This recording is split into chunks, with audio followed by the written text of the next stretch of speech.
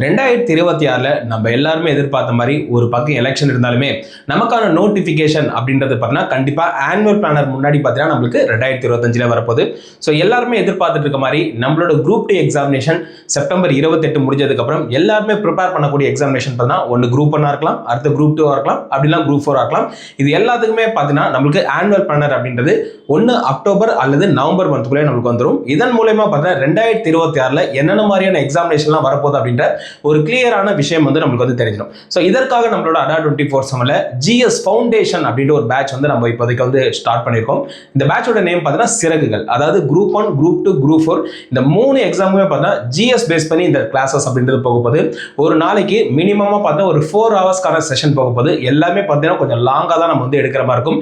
ஏன்னா ஃபவுண்டேஷனில் நீங்கள் ரொம்ப ஸ்ட்ராங் ஆகணும் அப்படின்றதுக்காக பார்த்தீங்கன்னா ஓகே ரொம்ப ரொம்ப முக்கியமான ஒரு பேட்சாக இருக்குது. இப்போ வந்து நம்மளோட நவராத்திரி அப்படின்ற ஒரு சேல் ஆஃபர் போயிட்டு இருக்கு. இந்த ஆஃபரில் நீங்கள் வாங்குறப்ப XX வேலிடிட்டியோட பார்த்தா நல்ல ஒரு ஆஃபர்ல கிடைக்குது. மறக்காம Y836 அப்படின்ற ஒரு கோட் யூஸ் பண்ணிக்கோங்க.